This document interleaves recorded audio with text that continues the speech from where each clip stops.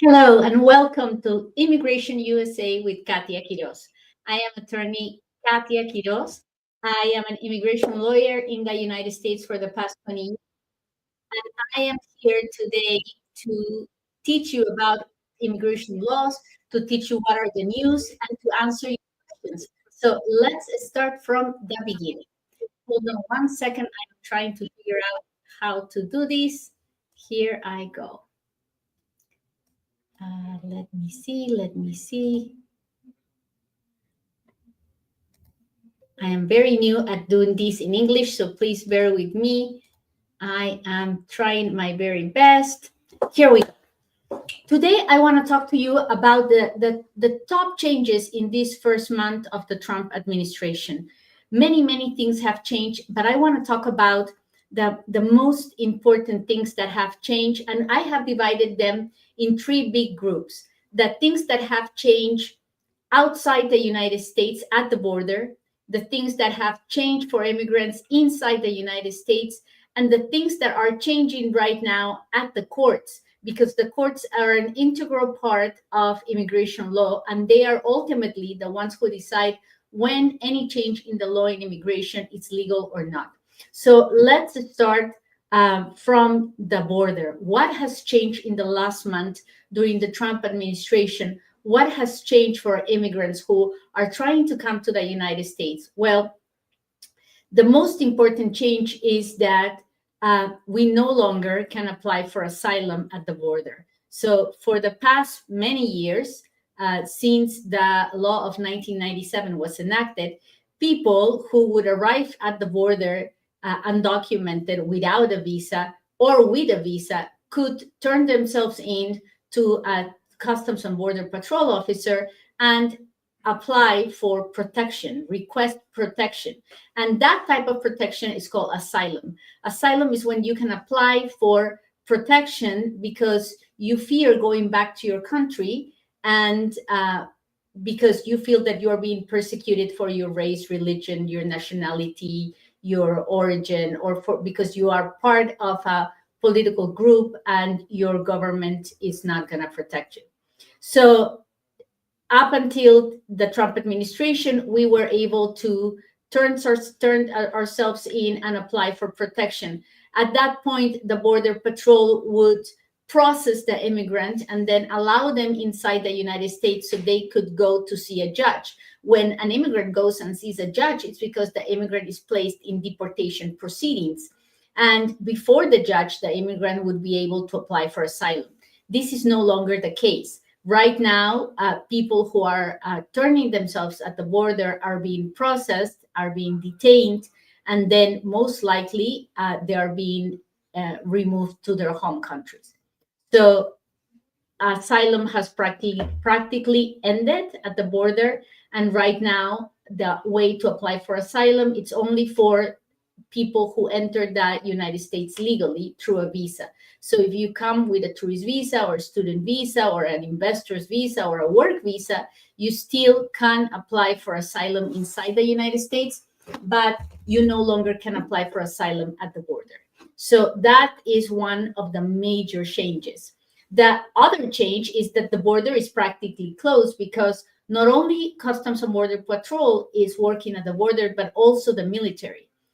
The government has deployed military personnel to the border. So now they are not only at the border physically, they are working to put metal barriers at the border walls, and they also have military equipment, all to prevent people from crossing the border undocumented. So during the last days, apprehensions at the border have decreased 99%, to the point that right now the government went from encountering 11,000 people to a couple hundred people. So the border is practically closed.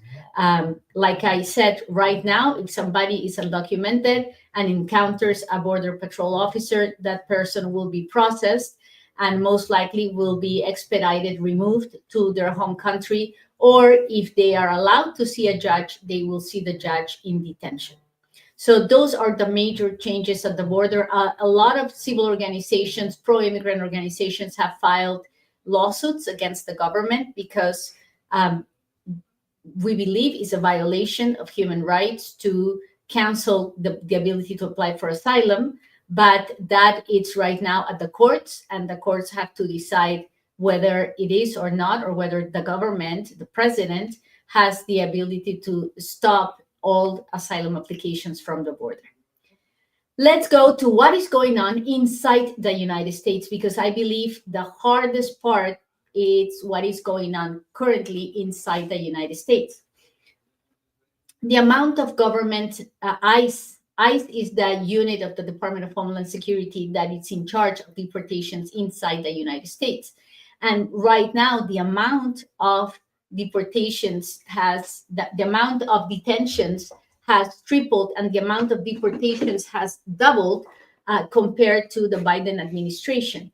During this past month, the government has executed thousands and thousands of detentions, and these detentions have ended in the deportation of many, many immigrants who have either were found in violation of a previous order of deportation, or have been ordered removed and never left, or have less than 2 years in the United States, or have signed a voluntary departure order. And I would like to talk to you about what all these technical terms mean, because I think it's very important for you to know why is that sometimes a person with criminal history is not deported, and why somebody who is completely clean is being deported. So it's really important for you to learn all these technical terms and what do they mean. So when ICE gets a hold of an undocumented immigrant, the mere fact that that person is an undocumented immigrant, it's enough for ICE to detain that person. So it's not true that ICE is only detaining criminals. No, in their heads, the way that this current government sees an immigrant who is undocumented is a criminal, which is not true, because violating the immigration code, it's not a crime, because it's not in the penal code, in the criminal code. So, but anyways, what is happening nowadays is that immigration is, ICE is doing operations to go look for criminals. But when they go and look for the criminal, if they find somebody who doesn't have any criminal record, just because they're undocumented, they will arrest them and detain them. And when this person is detained, then they have to look at 4 different options for that person. If the person had a prior order of removal, then that person doesn't have any rights. That person doesn't have the right to see a judge. That person is not allowed to ask for bail to go home.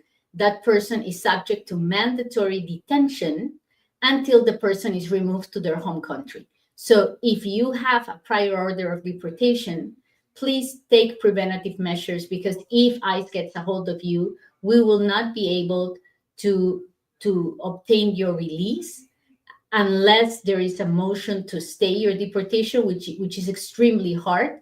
And the way ICE is acting super fast nowadays, we have to make sure we have taken all preventative measures to make sure our children and our families are safe if in case something like that happens. But those are the people who are at most risk, those who already have a deportation order and who never left, or who have left and re-entered the United States.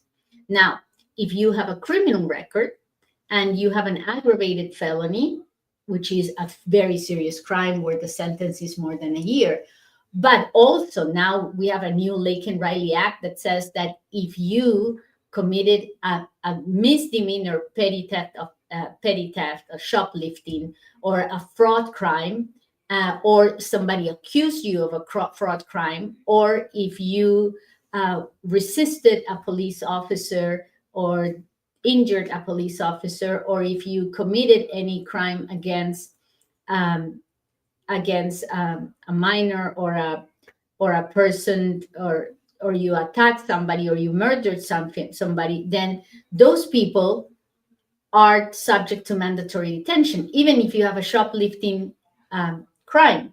So it's very important, if you know that you're in that situation, if you know that you are subject to mandatory detention, that you take your preventative measures. Now, those people subject to mandatory detention will not necessarily be deported immediately. No. And some of them will never be deported, because if they know their rights, they will say, I want to see a judge, I want to have my immigration process. And while seeing the judge from the detention, they will be able to ask the judge for whatever benefit they can obtain, either through a family petition or through asylum or through whatever means they have available.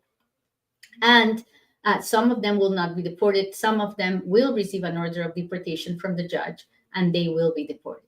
So that's the second type. Now, the third type, it's called expedited removal. And what is expedited removal? Expedited removal is when you are inside the United States for less than 2 years and ICE gets a hold of you. If that happens, that person does not have the right to see a judge. And because that person does not have the right to see a judge, that person will be detained until that person is removed to their home country.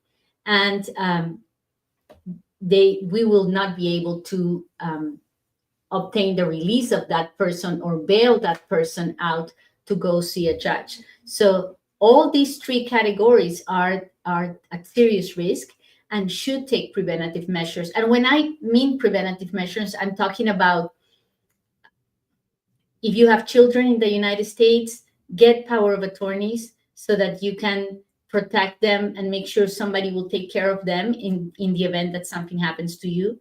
Make sure all your money is in a bank account and you know how to use online banking. That way, if anything happens and you are removed, you will be able to obtain your money. Make sure you have power of attorneys if you own a property, if you own a house. If anything happens to you and somebody else will have to sell the house for you, or your car, or whatever properties you have, make sure you have a trusted person who can have a power of attorney. Power of attorneys are not just a piece of paper that you sign before a notary. They have to be reviewed according to the state where you live. And because some powers of attorneys are only valid for 6 months, some for a year. So make sure you do it with a reputable place, a reputable office. You can do it with any immigration lawyer. You can do it with Futuro Tax. It's a tax company that I have to help immigrants. And we are doing power of attorneys there. So that is very, very, very important. If you are in one of those three groups, those are the ones at the most risk.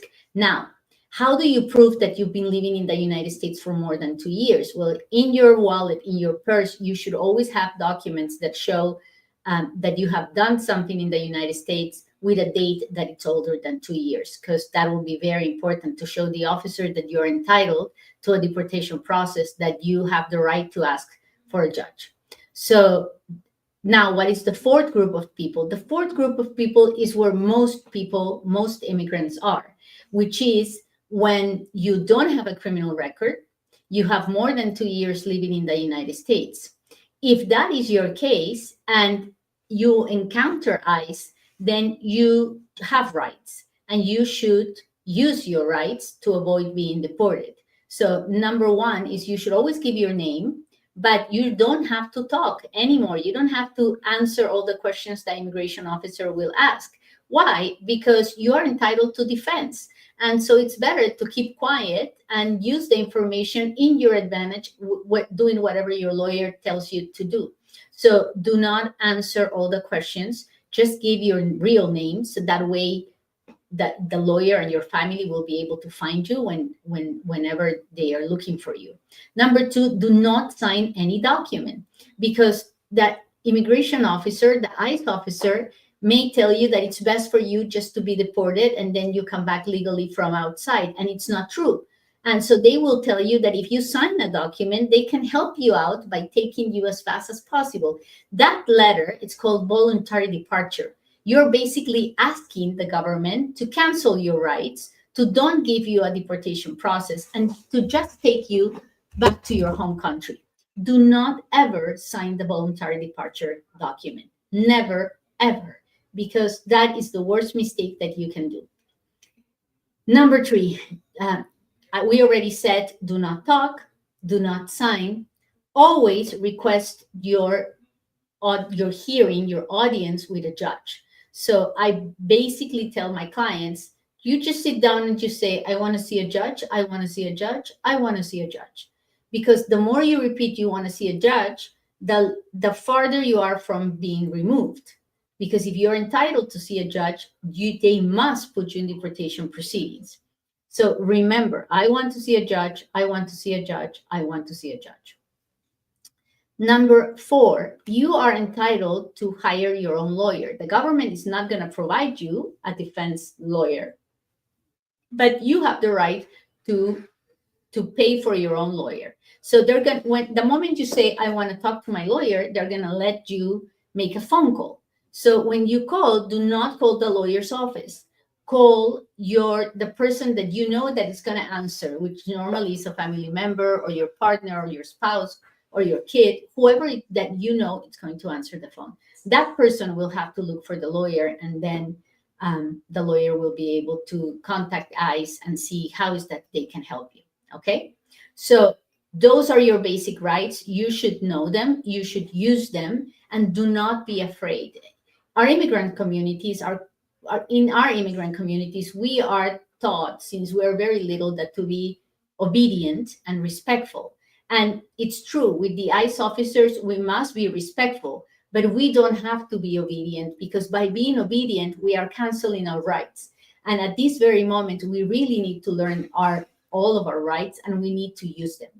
Okay, so we've learned today about what is going on inside the head of ICE officers. What are the options every time somebody is detained? But we need to know how is that the rates have been happening and where are they targeting the immigrants. So since in this last month of the Trump administration, we have seen tons and tons of videos of ICE coming to the houses of people, going to restaurants and place of businesses and public places. So we're going to talk about how these different places are how to react according to the different place where we are. So if you're learning something new today, please put a thumbs up or a heart. I would appreciate if you help me tell everybody that every Monday I will be here answering questions and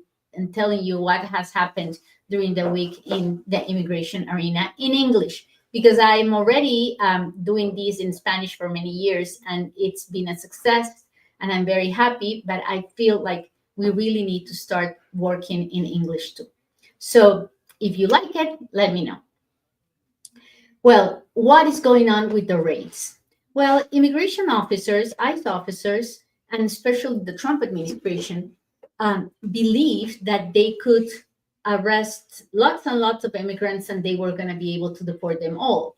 But thanks to God, immigration officers didn't know that immigrants now are more aware of their rights. So they have been able to go after thousands and thousands of immigrants, but it hasn't been easy to arrest them and deport them all, because a lot of them knew their rights and did not open the doors when ICE came to their houses. So you're probably asking yourself, so how is that happens, Kathia? How is that can you really not open the door? And the answer is yes.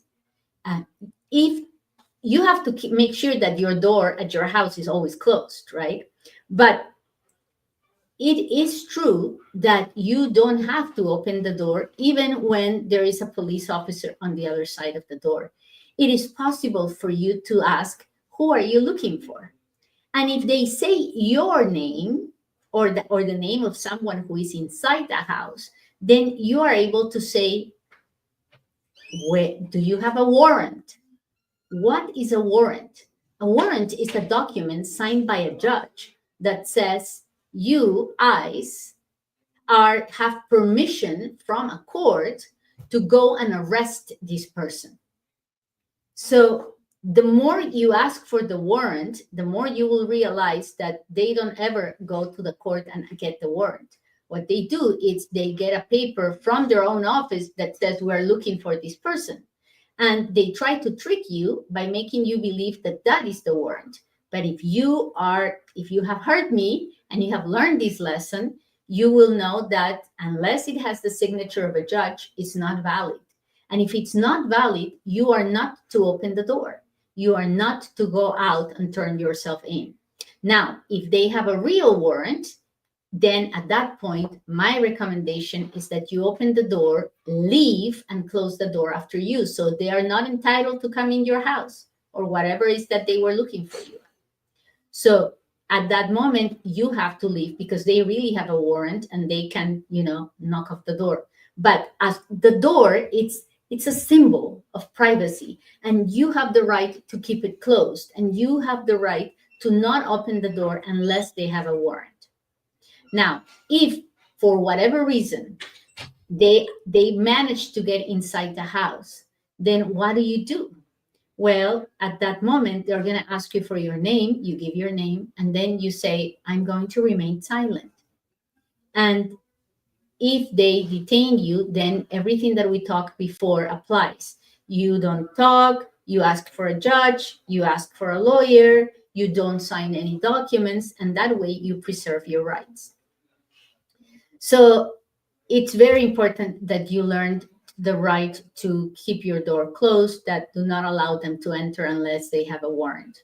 Now, but what happens when they don't come to your house, but they stop you in your car because you are driving, and then you think the police is stopping you, and when they come towards your window, it's not the police, it's ICE.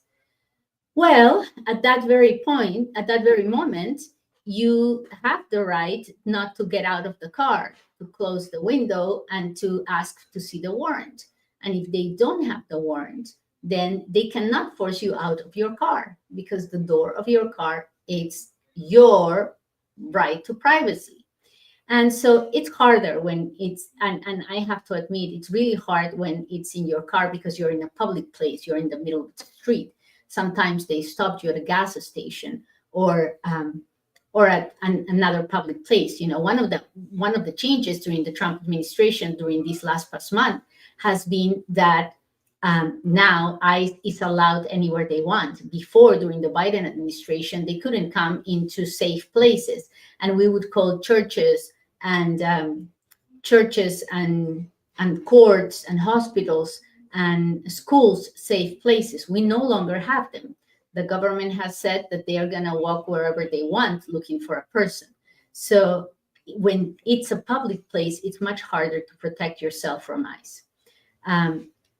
So all the rules that I explained before apply. You don't talk, you don't sign, you ask for a judge, you ask for a lawyer, you never sign voluntary departure, and you never volunteer information. Now, what happens when you are in a commercial place? And this message is more for the owners of these places. Either you have a restaurant, or you are working at a construction site, or a janitorial place, or a lonchera, whatever it is that you are. What happens there? Well, every commercial place has an area that is for public use and an internal area, right? So let's say it's a restaurant. You have the area where the people who are eating at the tables are, and you have the kitchen. So if ICE comes and they demand to go to the kitchen, and you are responsible for the restaurant at that moment, you have the right to say, no, you're not allowed in my kitchen. And who are you looking for? And if they give you a name and the person is inside the kitchen, then you say, show me the warrant. And if they don't have the warrant, they cannot enter in your kitchen.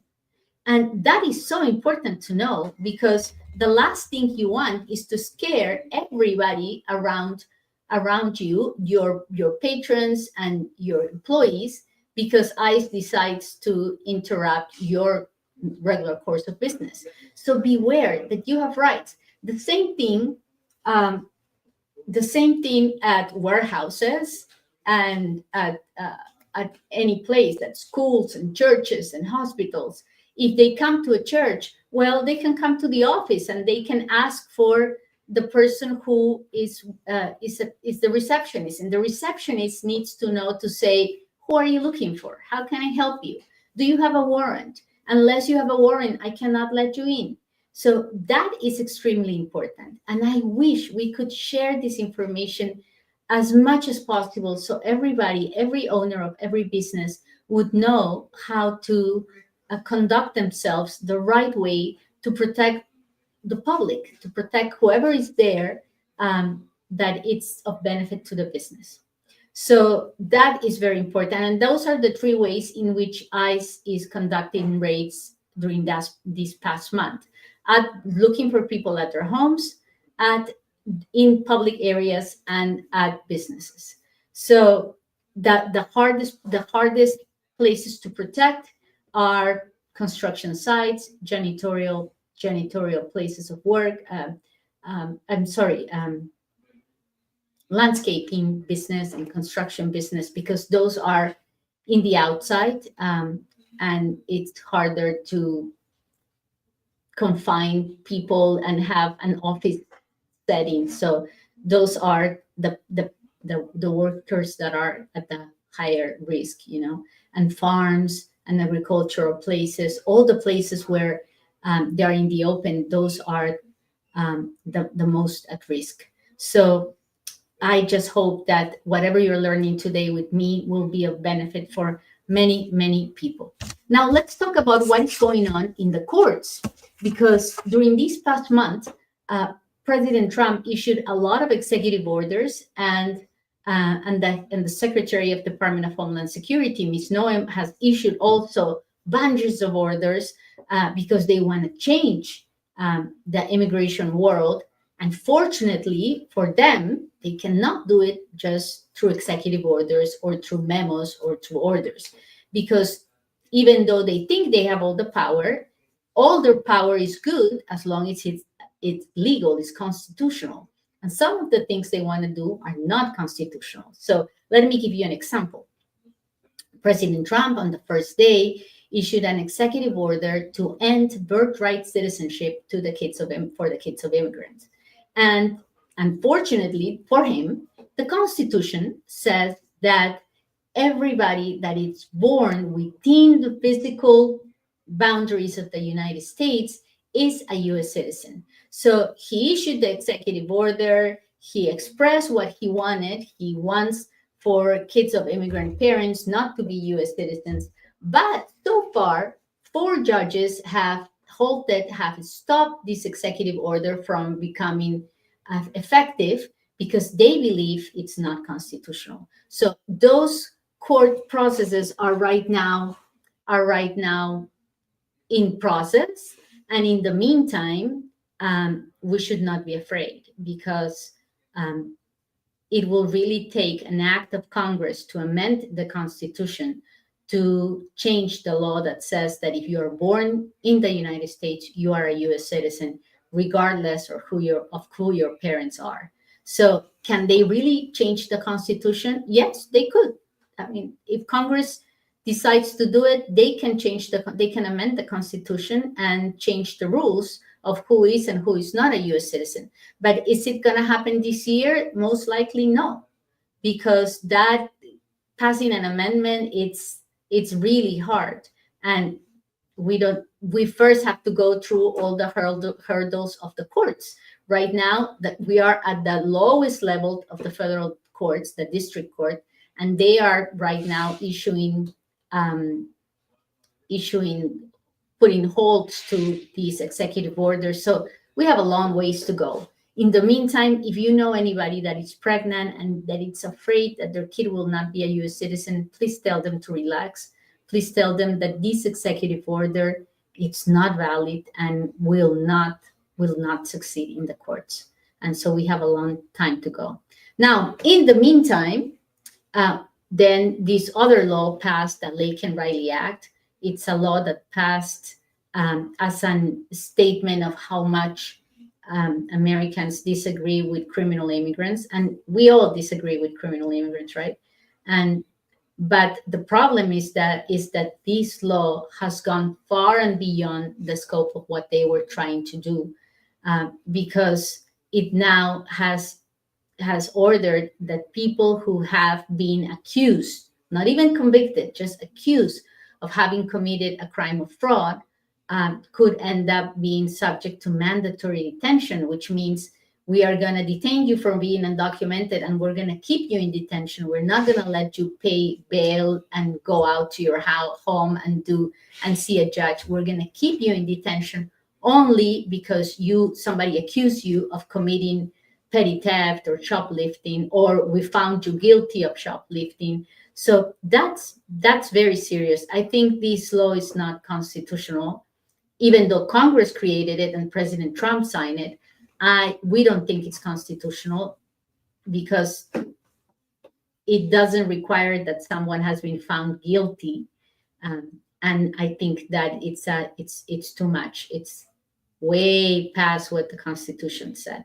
So that's one of the. But right now it's the law, and what it's going to be the law until there is a lawsuit against this law, and until a judge decides that it's unconstitutional. So we still have a long way to go there too with the Laken Riley Act. But in the meantime, we have to protect from it. So this is the part where I tell all my immigrants to please stay away from trouble. Stay away from any trouble. And that means no shoplifting, no gangs, no domestic violence, no DUIs, no to any type of fraud, no to any type of drinking outside, because if you resist the police officers and you in any way, shape, or form harm a police officer, you may end up being subject to the Laken Riley Act. So the immigrant community needs to behave the best way possible to stay away from the police and from ICE and from being subject to mandatory detention or deportation. Then also, aside from these federal laws and the federal executive action, also we got a new law in Florida last Friday. And this new law also, it's really harsh towards immigrants in Florida, but I also don't believe it's constitutional. So the same thing, I mean, these people in Congress are creating laws out of their feelings, but they are not taking the time to figure out if the law is legal, it's constitutional or not. So we have to pay attention to it. The situation in Florida, it's very serious.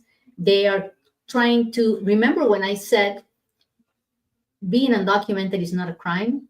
Well, in Florida, now with this law, it will be a crime. So if you entered undocumented the United States, let's say you cross the border in Tijuana to San Diego, and then you decide to go to Florida, then it'll be a crime for you to be in Florida just because you entered the United States undocumented. And now it's in the penal code in Florida, it's in the criminal code in Florida, and you will be answering not only to ICE because you're undocumented, but you will be answering also to the state for the crime of being undocumented. And is this legal? Well, we'll have to see. We'll have to go to the courts and figure that out. One of the most terrible things this law does is it takes away the ability of students, university students, to pay in-state tuition if they are living and residing in Florida. And hopefully none of the students, not the undocumented or the dreamers, none of them will stop studying because of this reason. We are in talks with universities who are trying to figure out how to help these students so they don't quit studying. But this is so wrong in so many levels, right? The only way that our immigrants community can advance is through education. And so if you are studying, please don't stop studying. Even if you have to change to an online program with another university that helps immigrants, do it, because the last thing we can do is stop studying because of this very terrible law.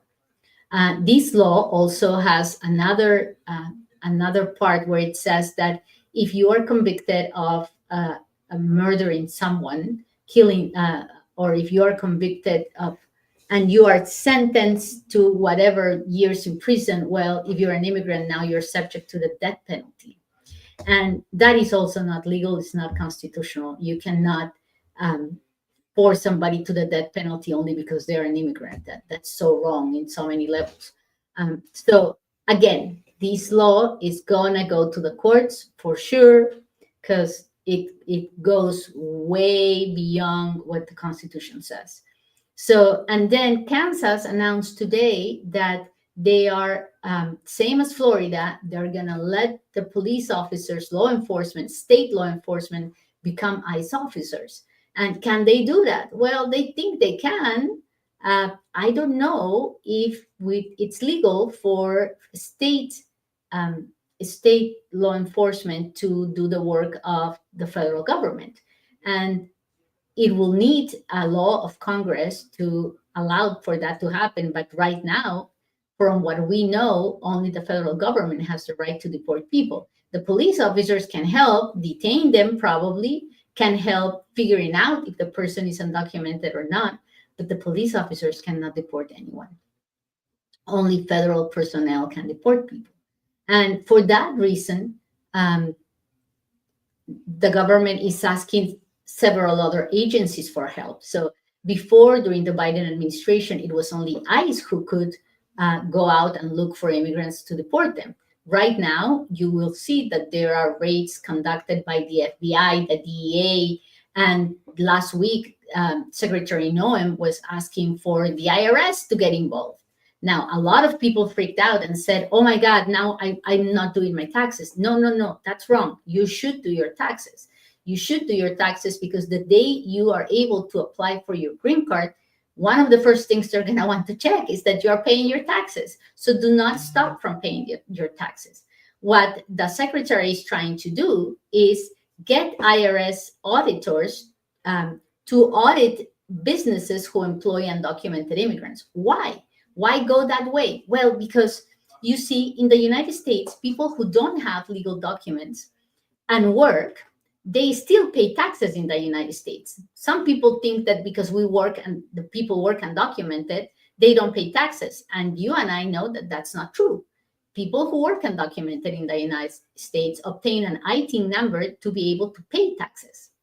So that's a lot of money that the government, that the IRS receives every year.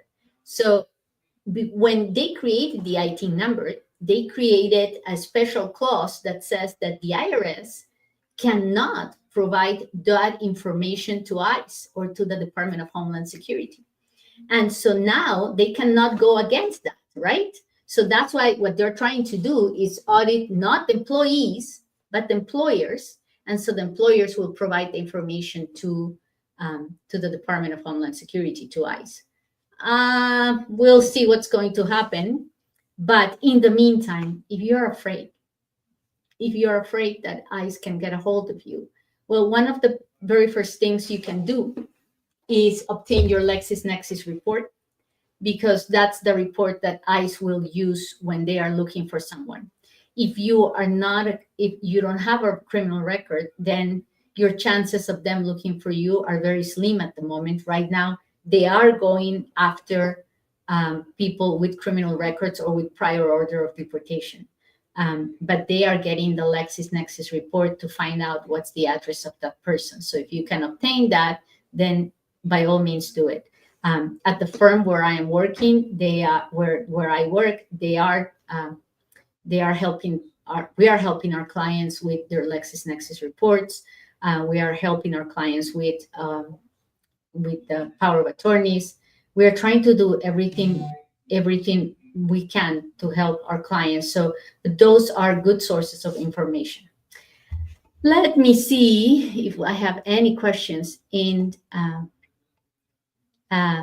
do. Mariela Escudo, she says, thank you for having these lives in English. Appreciate it very much. Sharing this to educate our community. Thank you, Mariela. You are my first follower on Immigration USA with Kathia. And I truly appreciate you writing for me. Please share the information. I really hope that it'll work, that we can spread the word and that we will have lots of followers the same way I do in the Spanish world. I've been shy all these years not to do it in English because I mean I understand I have a strong accent, but there's so much need. We need to help. We need to help each other. We need to be a community of love who helps each other. So Mariela says, how can we get the report? Well, I have the FOIA Center. If you look in the screen, there is the FOIA Center. You can call them and they can give you that report. We have to pay to do it, and we do it only for our clients. So contact the FOIA Center, become a client of the firm, and they will be able to do it. Or Futuro Tax is also doing it for their clients. So I have this tax company called Futuro Tax, who does taxes for immigrants and their families only. And that's what we do. We understand what are the specific needs of immigrants when they have to do your taxes. So you can contact them too. Let me see if I can give you the telephone of Futuro Tax. Let me see. Right there. 702-483-6555. Now, I am not here to advertise. I work for a firm called GWP Immigration Law, but the whole purpose of Immigration USA with Kathia is to provide information to gain your trust. So you know that I am not looking for clients. I am really not looking for clients. We have tons and tons, and the most important thing right now when I do this is that you believe and you learn and you know that the information that I'm providing is not trying to sell you anything, but just trying to educate you. God has blessed me beyond anything I could ever imagine. I am a very blessed person, and I just want to pay it forward. So thank you for being here. Thank you for sharing the information, for your follows, your likes. This is a brand new channel, so I depend on you 100% to make it grow, and hopefully you will help me with that. And so it was a pleasure being with you today. I will see you guys next Monday in English, but I will post in English. I will try to post every day to keep you up to date with what's going on. Thank you. Bye.